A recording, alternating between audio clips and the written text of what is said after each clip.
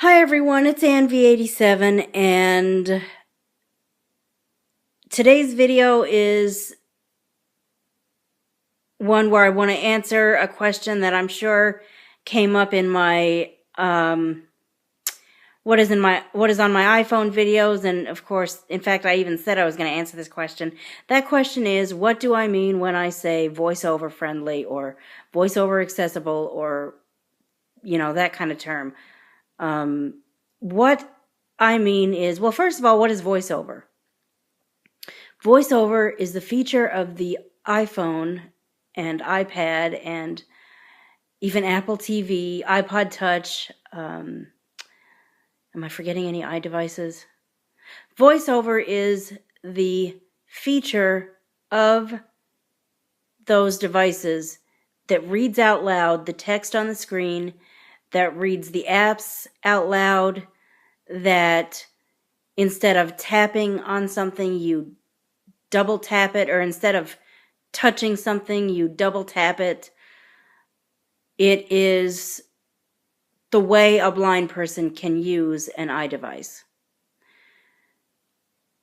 Unfortunately, just because an app is in the App Store doesn't necessarily mean it works with the VoiceOver feature.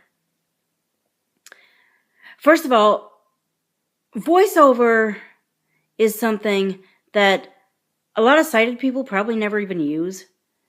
You probably never even think about it because you don't need it. But how you get it, let's see if I remember how to do this. You go into Settings, General, Accessibility, and VoiceOver. Of course, it defaults to off. And if you're a sighted person, you probably just like to leave it off.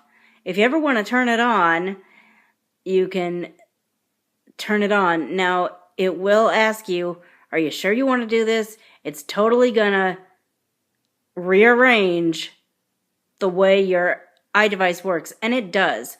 If you're not used to VoiceOver, you might, you turn it on at your own risk. But there's a way to get out of that. If you have Siri activated, you can't always just tell Siri, turn VoiceOver off, or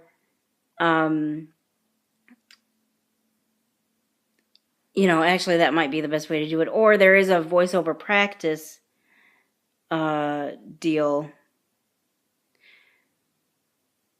that you could do, and once you've learned it, if you want to learn it, then maybe you could turn it on and actually play with it.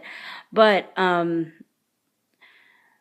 for a sighted person, it might range from a learning experience to a pain in the ass. Because like I said, it completely rearranges, or suddenly your phone won't act like your phone anymore. In fact, I find myself in places like the Apple Store, or in a situation where I want a sighted person to help me do something, I will turn VoiceOver off and give them the phone and say, okay, now it should act like your phone. Because again, once you turn VoiceOver off, it acts like to every sighted person it's supposed to. But for a person who can't see the screen, of course, it makes it possible to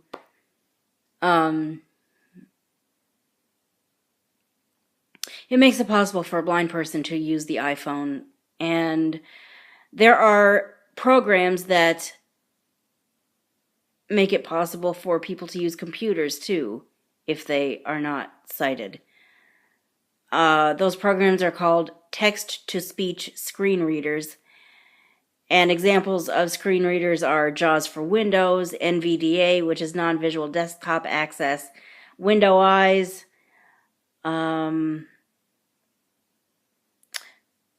VoiceOver for the Mac and for the iPhone. That's like a built-in screen reader that the iDevices come right out of the box with. They default to off, but all you got to do is turn that on, and you got a built-in screen reader. Let's see, NVDA, JAWS, Window Eyes. There's probably at least one or two others out there, but I'm forgetting them. Anyway,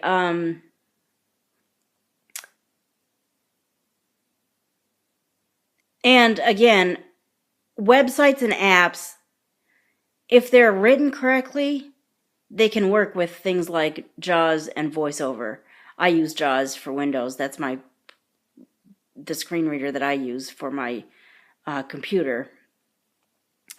And of course, VoiceOver on the iPhone. I might one day on my Life Beyond Blindness channel, or even this channel, I might explain once I understand myself. Sometimes I'm not sure I even know what it would take to write an app or well, I'm not an app developer, period. I don't know how to write an app. But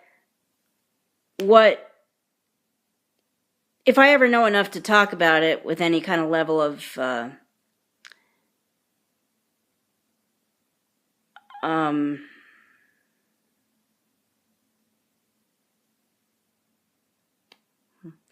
sorry, I kind of lost my train of thought there.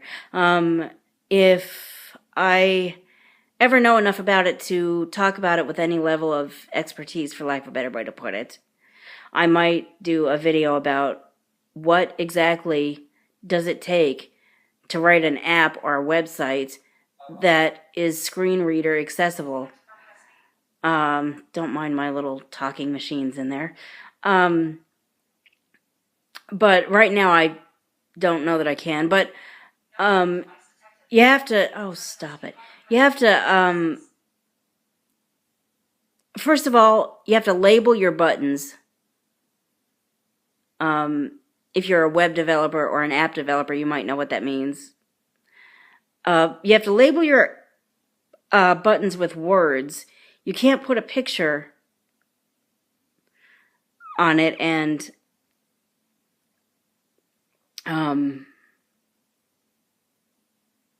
call that the label for a button. You can't put words in a picture frame. You can't put a tiny little picture frame up and put the word refresh in that picture frame and call that a labeled button. You have to put the word on the button label. You have to use clickable mouse overs and not non-clickable mouse overs or non-clickable mouse over links. Non-clickable mouse over links are not helpful to us. To half the people watching, I'm probably talking gibberish right now. I'm sorry. One day I might, like I said, I will probably seriously write down. If I get serious about making that video, I will probably write down notes. And you'll see me reading Braille, either off a piece of paper or off of my machine that has a Braille display on it. And I'll explain in more detail what it means to make a VoiceOver accessible or screen reader accessible app or website. But just because there's an app in the App Store or a website at www.whatever you might want to call it.com does not necessarily mean it's screen reader or VoiceOver accessible. It does depend on the way the website or the app was designed. And it's annoying when I find websites and apps that aren't VoiceOver accessible. And it's really annoying when program and website and app updates, apps that used to be accessible are now no longer accessible. In other words, they no longer work with JAWS and VoiceOver. That is why, just because there's an app update out there, doesn't mean I'm going to say, oh my God, there's an update. Let's update. That's why there's, 16 updates in my app store right now. I'm afraid to update some of these apps because I use them all the time and I don't want to see them become something I can't use because VoiceOver can no longer work with them with the latest update. It has happened. So anyway, I hope that explains what VoiceOver is and what I mean when I say VoiceOver accessible or screen reader accessible.